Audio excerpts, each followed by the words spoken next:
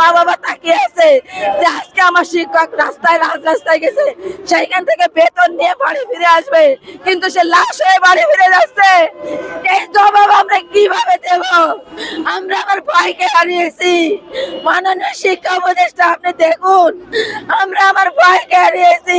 আমরা গত 19 তারিখ থেকে আমরা এই জাতীয় প্রেস ক্লাবের সামনে মাননীয় সরকার উপদেষ্টার কাছে, সরকার বাহাদুরের কাছে একটাই দাবি জানাইছি। আমাদের দাবি ছিল এক দফা দাবি, সেটা হচ্ছে আমাদের স্বতন্ত্র ইবতেদায়ী মাদ্রাসাগুলো জাতীয়করণ করা দাবি।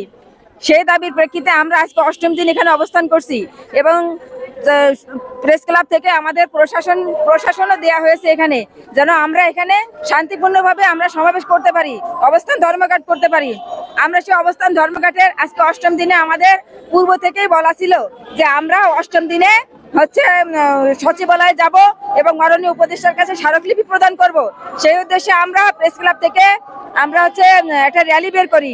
সেই র্যালি নিয়ে আমরা যখন শাহবাগ পর্যন্ত পৌঁছাই, শাহবাগ থেকে আমরা যখন ওইখানে দোয়েল চত্বর ঘুরে আসতে লাগি, ঘুরে যখন কিছু দূর আগায় আসি, তখন শাহবাগ থানা থেকে পুলিশ আমাদের উপর লাঠিচার্জ করে এবং আমাদেরকে জলকামান বর্ষণ করে। এই প্রেক্ষিতে আমি একজন মহিলা শিক্ষক, আমার ঘাড়ে পিটান লাগছে, আমাদের আর 2 ম্যাডামের 2 হাতে পিটান লাগছে এবং আমাদের জল কামান দিয়ে অপমানিত করা হয়েছে। আমরা চাই না এভাবে শিক্ষকরা সমাজে লাঞ্ছিত আর বঞ্চিত হয়ে থাকতে।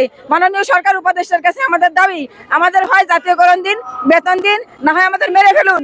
আমাদের সিরাজগঞ্জের একজন শিক্ষক এই মুহূর্তে আমি জানতে পারলাম মারা গেছে। আমাদের আরো ভাইরা আহত অবস্থায় হাসপাতালে আছে। একই অবস্থায় ফ্যাসিস্ট সরকারের থেকেও তো বেশি অপমান অপদস্থ করা হচ্ছে আমাদের। তার মানে কি আমরা জুলাই বিপ্লব করেছি এইভাবে? আমরা মেয়ে হয়েও আমরা যে ময়দানে জুলাই বিপ্লবে অংশগ্রহণ করি, আমরা যতদিন জুলাই বিপ্লব ছিল আমরা ততদিন মাঠে ছিলাম, এই শিক্ষকরাই মাঠে ছিলাম। আমরা বাংলাদেশের সর্বোচ্চ বিশ্ববিদ্যালয় থেকে লেখাপড়া শিখে আমরা এই মাদ্রাসায় ঢুকেছি। আমি কামেল পাস, আমার মাদ্রাসায় আমি প্রধান শিক্ষিকা। আমার কি কোনো সম্মান নেই?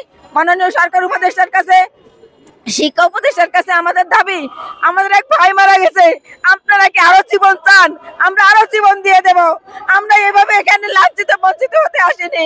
তাহলে কি আমাদের 95% মুসলমানের দেশে এখানে ইসলামী শিক্ষা ব্যবস্থার অনেক দরকার। আমরা জানি, সেই প্রেক্ষিতে আমরা এই দাবি নিয়ে এসেছি। সমস্ত সংগঠন আমাদের এখানে এসে বলতেছে যে আপনাদের দাবিটা যৌক্তিক দাবি। 2013 সালে প্রাইমারিকে সরকারিকরণ করা হয়, অথচ আমাদের এই পর্যন্ত 1 টাকা বেতন দেওয়া হয় না।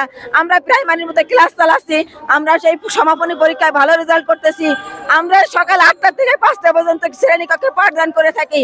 আমরা এখানে 8টা বই পড়াই, ইসলামী শিক্ষা ও নৈতিক আদর্শ শিক্ষা দিয়ে থাকি। তাহলে এটা কি আমাদের অপরাধ?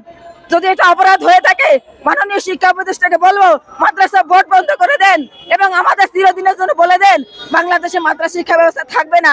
যদি তাই হয় তাহলে আমরা এখান থেকে ফেরত যাব। আর যদি তাই না হয়, প্রতি বছর আমাদের কেন আপনারা নতুন বই দেন? কেন আমাদের বলেন হ্যাঁ আপনাদের দিব? আমরা মনে করেছি বিগত ফ্যাসিস্ট সরকার হয়তোবা আমাদের লোভ দেখিয়ে রেখেছে। আমরা মাননীয় ডক্টর ইউনূসকে বলবো, আপনি একজন শিক্ষক, আপনি নোবেল প্রাপ্ত একজন মানুষ, আপনি মানুষের দুঃখ বোঝেন। সেই প্রেক্ষিতে বাংলাদেশের পাশে এসে আপনি দাঁড়িয়েছেন দুর্দিনে। আপনি এই শিক্ষকদের দিকে তাকিয়ে দেখেন, আজকে কেন তারা রাস্তায় এসে জীবন দেবে? এটা কি ভালো কথা? এটা কি ভালো কাজ? কেন এই শিক্ষকরা আজ জীবন দিবে? আপনি বলে দিন। আপনার দয়া করে আমাদের জাতীয়করণ দিয়ে বাড়ি ফিরিয়ে দিন।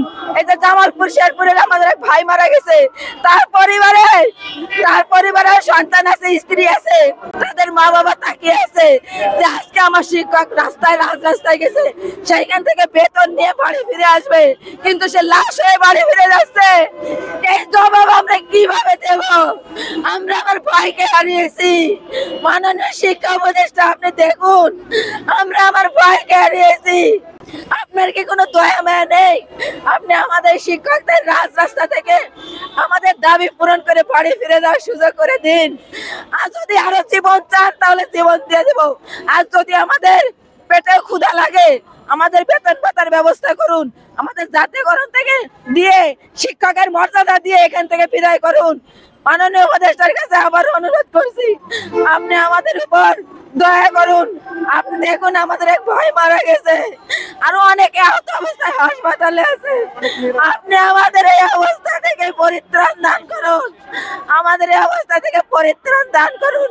আমরা আজকে 8 দিন এখানে খেয়ে না খেয়ে অবস্থান করছি, আমরা আর এখানে থাকতে পারছি না।